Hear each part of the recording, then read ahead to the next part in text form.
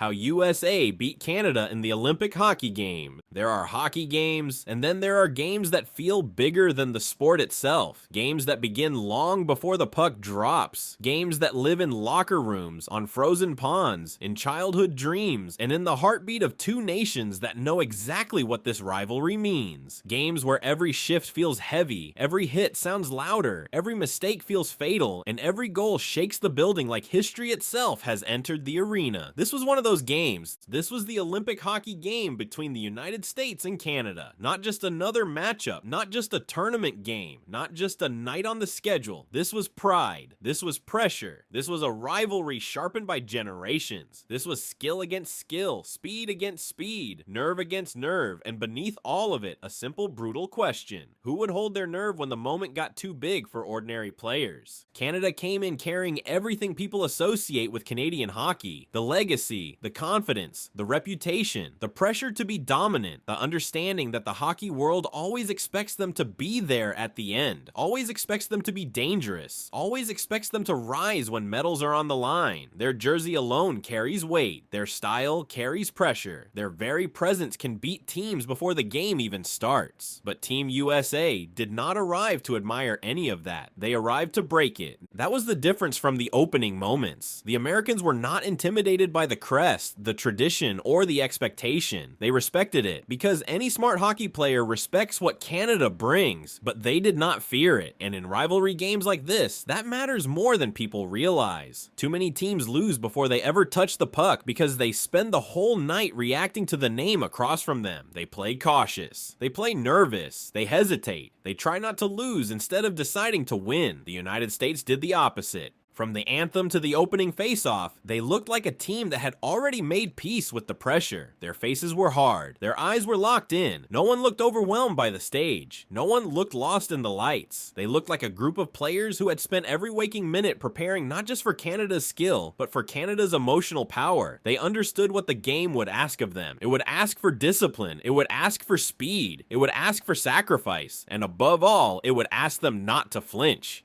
The puck dropped, and the first few seconds told the story right away.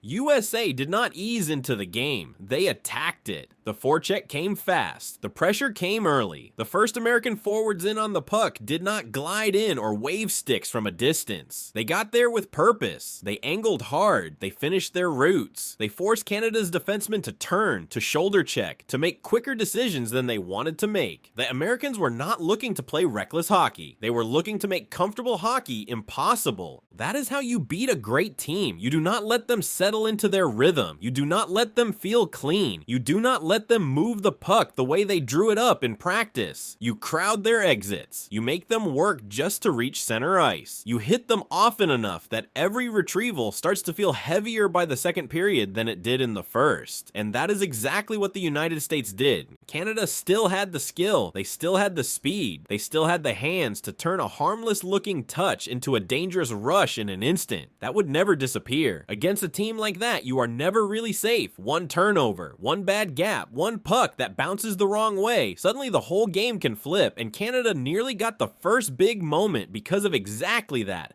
An American possession high in the zone broke down. The puck turned over. Canada exploded the other way. And for 1 second, the building inhaled all at once. That unmistakable feeling spread through the crowd. The feeling that the red side of the arena had seen this movie before. Quick transition. Speed through the neutral zone. A dangerous chance unfolding before anyone could fully react. But then came the save. The American goalie stood tall, patient, controlled, refusing to bite on the first move. The Canadian puck carrier tried to force him into committing early, tried to create the opening, tried to make him guess. But the goalie did not guess. He waited. He held his edges. He stayed square, and when the shot or pass came, he exploded across and got enough of it to keep the puck out. That save changed the mood, because some saves are more than saves. Some saves speak. Some tell your bench to relax. Some tell your opponent they are going to have to earn every inch. Some tell the entire arena that this game is not going according to script. This was one of those saves. From that moment on, Team USA played with even more force. Their timing improved, their line changes looked cleaner, their support underneath the puck got stronger, they started owning the details that matter in big international games. Centers came low to help breakouts, defensemen kept tighter gaps in the neutral zone, wingers got to the walls on time and chipped pucks to safe areas when a clean play was not there. It was not flashy hockey, it was winning hockey, and that matters in a rivalry like this. Too many teams make the mistake of trying to beat Canada by playing Canada's favorite game. They try to make it a contest of pure beauty, pure finesse, pure east-west creativity. That can work in flashes, but over 60 minutes against a team that can punish the smallest lapse, you need more than beauty. You need bite. The Americans had it. They played with a kind of organized violence. Nothing reckless, nothing stupid, just a commitment to make every puck battle costly. If a Canadian defenseman went back for a retrieval, he knew someone was coming. If a Canadian winger tried to cut into the middle, he was going to meet a body. If a loose puck sat near the boards, the United States was going to attack it with urgency. Every collision carried a message. You will not have an easy night. As the first period moved on, USA's structure got stronger. Defensively, they protected the middle of the ice with real discipline. They did not chase blindly. They did not overcommit just because Canada was moving the puck with speed. They stayed inside. They kept sticks in lanes. They forced touches toward less dangerous areas. They made Canada work around the edges and then paid extra attention to rebounds and second chances in front. That is the secret against high-end offensive teams. You are not always going to stop the first chance, but you can make the most dangerous space feel crowded, angry, and exhausting. Offensively, the United States kept things simple in the smartest way possible. They put pucks behind Canada's defense and made them turn. They chipped to space instead of forcing low percentage plays at the blue line. They attacked with layers. One player pressured, one supported, one stayed available. It looked less glamorous than what casual fans imagine Olympic hockey should look like. But every coach in the world would have loved it because it was controlled, because it was repeatable, because it wore Canada down. Eventually, all that work produced the first goal.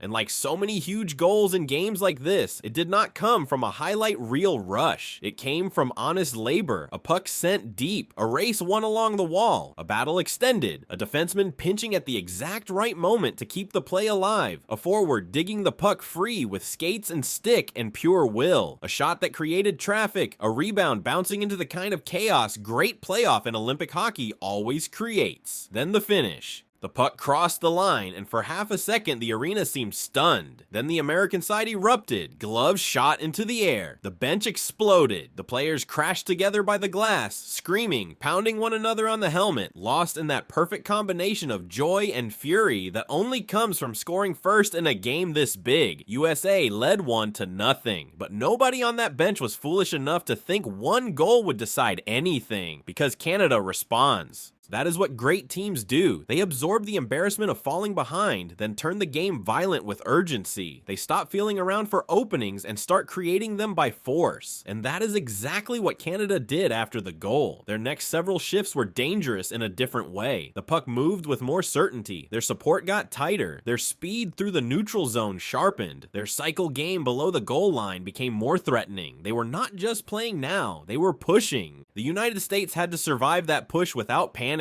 This is where big games are often decided, not in the scoring itself, but in the answer to scoring. When one team scores, the next few shifts become emotionally loaded. The team that scored wants to build. The team that got scored on wants revenge. Whoever handles that emotional spike better usually controls the next stretch. Canada threw real pressure at them, point shots with bodies in front, quick plays off the half wall, pucks funneled low and then fed back into the slot. They attacked off retrievals and tried to pin the Americans in their own zone. The crowd got louder. The red jersey started smelling momentum, but Team USA did not crack. They blocked shots. They boxed out. They cleared rebounds. They won little races around the crease, and their goalie stayed magnificent. At one point, Canada generated a chance that looked certain to tie the game. A pass found a man on the weak side. The release came quickly. The crowd had already risen because everyone in the building thought they knew what was about to happen. Then the American goalie flashed the glove and took it away. Not just a save, a theft. That moment mattered because it kept the Americans emotionally ahead. Every bench feeds off its goaltender in games like this. When he looks calm, the skaters breathe easier. When he steals one, the team in front of him feels protected. The Americans looked at that goalie and knew he was giving them a chance to do something special. Then came the first penalty, and once again the tension changed shape.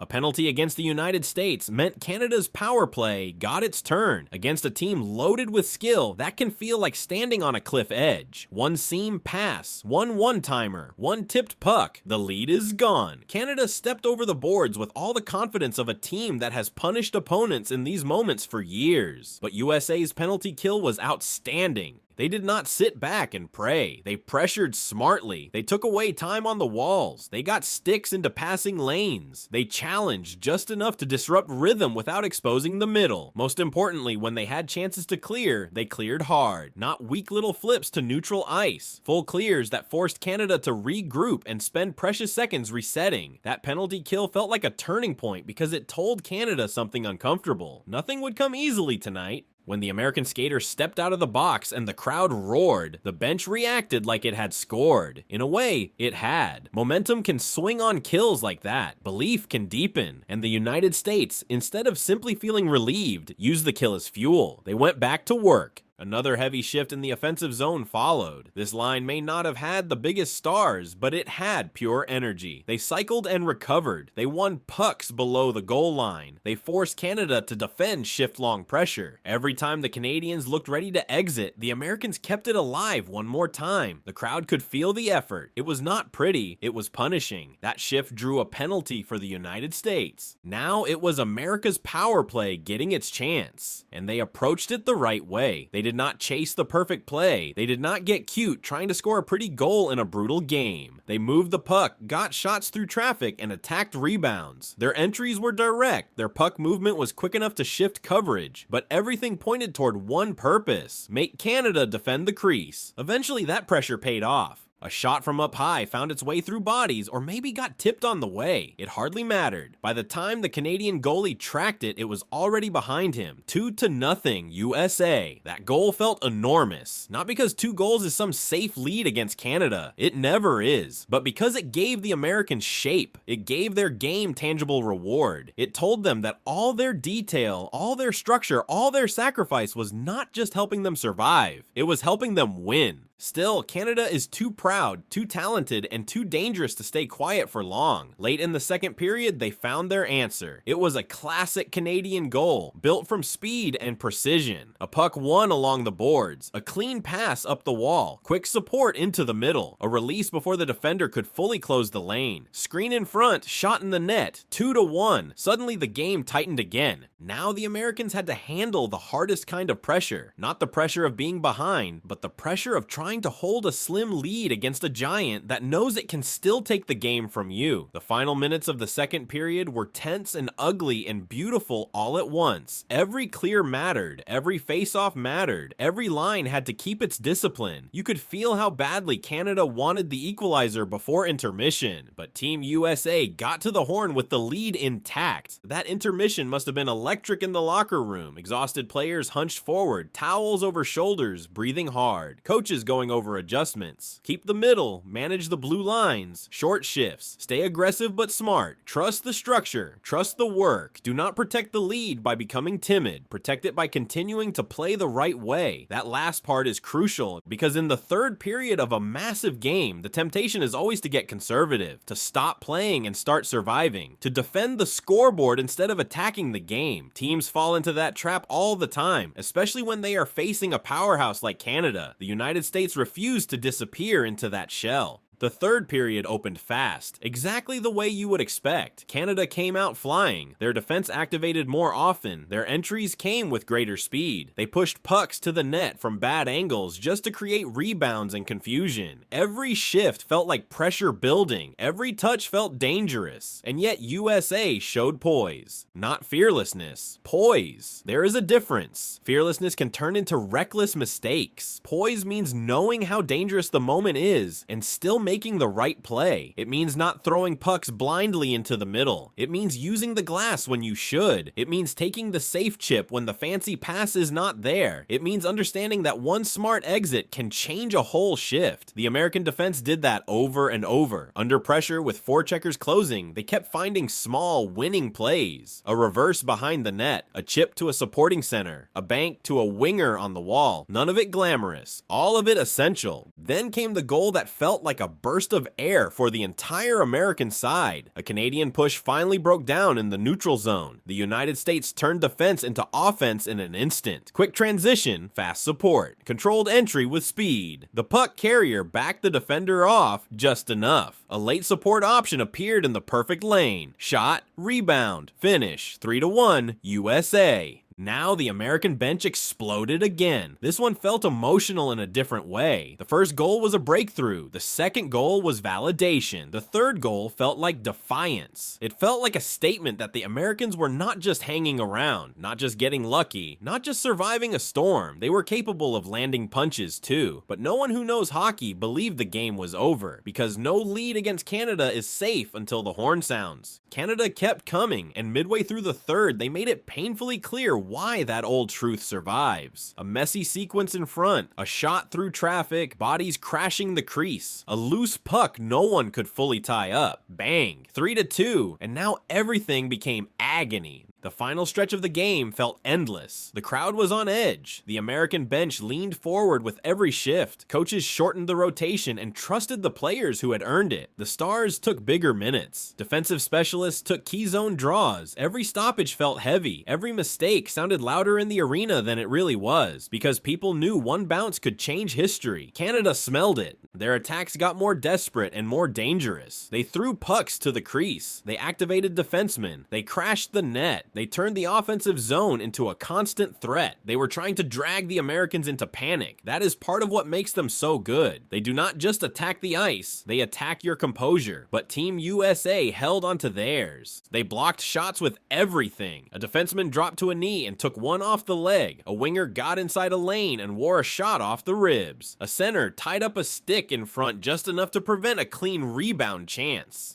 These are the plays that do not always make highlight reels, but decide games of this size. In those final minutes, every American skater looked committed to turning his body into part of the defensive structure if necessary. Then Canada pulled the goalie, 6 attackers, maximum pressure, no more pretending. This is where Olympic hockey becomes a kind of drama no other sport quite matches. The ice shrinks and expands at the same time. Every player is exhausted. Every decision feels amplified. A clear can feel like salvation. A failed clear can feel like a nightmare. One face-off win can shift a full minute of pressure. One whistle can either save your legs or force you to survive another wave. The Americans had to be perfect enough without actually being perfect. That is the strange truth of late-game hockey. Nobody plays flawlessly, but the winning team keeps surviving one imperfect moment after another. Canada moved the puck with frightening speed. High to low, wall to point to flank, flank to middle. They were hunting one lane, one bounce, one rebound, one broken coverage assignment that could change everything. The Americans collapsed and rotated. One player pressured, another filled behind him. Sticks flashed into lanes. Bodies sealed the middle. The goalie remained unreal. One shot through traffic looked terrifying, but he found it and held. Another low chance kicked off his pad into a danger area, but a defenseman got there first and tied up the stick. A puck fluttered loose near the boards, and an American winger fought through contact just to chip it out to neutral ice. Every second felt stolen. Then came one of the most important clears of the night. The puck was pinned along the wall. Bodies leaned, sticks hacked, skates dug. It looked like Canada might pull it free and reset their attack. Instead, an American forward won the tiny battle within the giant battle, jabbed the puck loose, and ripped it off the glass all the way down the ice. The roar was unbelievable. No goal, no assist, no replay package built around it. But in the emotional life of the game, that clear felt massive. It gave the Americans breath. It forced Canada to regroup. It reminded everyone watching that survival is not passive. Sometimes survival is violent, desperate, and glorious in its own way.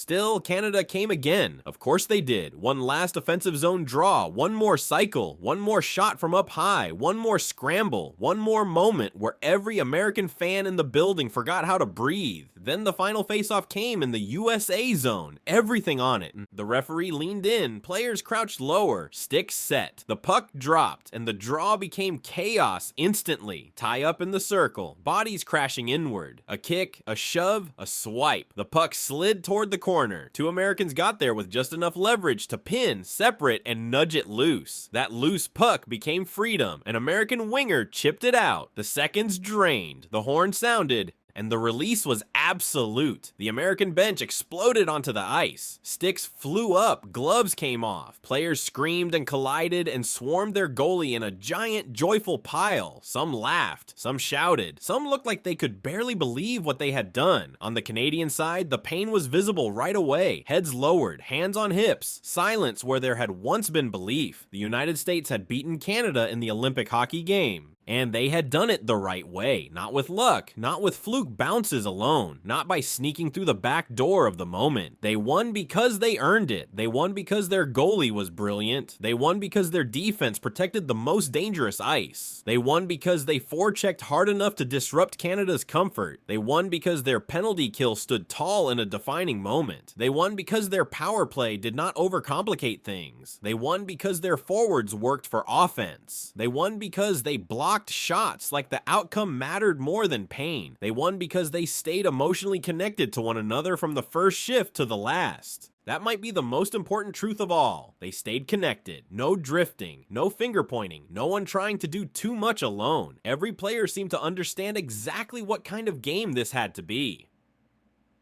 The Stars embraced the grind. The grinders rose to the moment. The defense stayed disciplined. The goalie held the emotional center of the team. The bench believed, not wildly, not foolishly, but with that calm conviction championship teams often have when they know their game is built on things that travel under pressure. Afterward, the celebration said everything. Flags draped over shoulders, huge smiles, exhaustion mixed with adrenaline, players trying to answer questions while still catching their breath, praise for the goalie, praise for the group, praise for the plan. But underneath every quote was the same deeper message. We did not come here to hope. We came here to win. That is why this kind of game lasts in memory, because it was not just a result, it was a statement. A statement that the United States could stare directly into the most intense hockey pressure available and not blink. A statement that reputation does not win shifts, that history does not block shots, that pride alone does not clear rebounds, that in the end, under the brightest lights, hockey still belongs to the team willing to work hardest in the hardest areas. And that night, that team was the United States. Years from now, people will reduce the game to headlines. USA beats Canada in Olympic thriller. USA stuns hockey powerhouse. USA topples rival on biggest stage.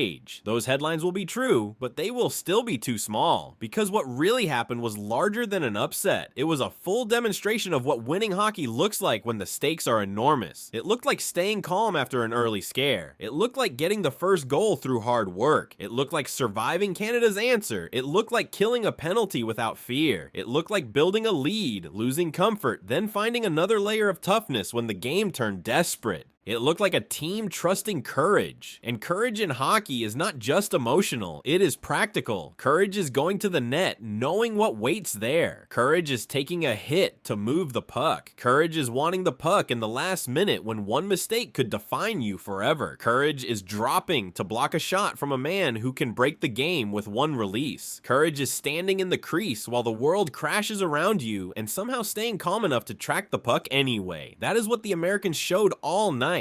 They did not play perfect, they played brave. And sometimes brave is stronger than perfect. That is why the game hits so hard. That is why the memory lingers. That is why stories like this survive longer than the tournament itself. Because every now and then, sports gives people a moment that feels bigger than the scoreboard. A moment where effort, discipline, emotion, and identity all collide in one clean truth. The better team won. Not the more feared team, not the more famous team, the better team. For one night with the world watching, with pressure crashing down from every angle, with Canada coming in waves, Team USA was better. Better organized, better connected, better in the key moments, better at surviving the emotional storms inside the game, better at turning sacrifice into momentum. And that is how they beat Canada. They beat them in the corners, they beat them at the crease, they beat them in the shot lanes, they beat them in the line change game, they beat them on the kill, they beat them with pace, they beat them with will, they beat them by refusing to let the moment grow larger than their belief. By the end of the night, that belief had become something real, not just confidence, proof. Proof that the crest across from you does not decide the game. Proof that pressure can sharpen instead of crush. Proof that a team fully committed to one another can survive anything, even a final push from one of the most dangerous hockey powers on earth. So when people tell the story later, that is what should be remembered. Not only that USA won, but how they won. Together, fast, physical, disciplined, unshaken. The anthem stares, the early save, the first goal born from work, the penalty kill that preserved belief,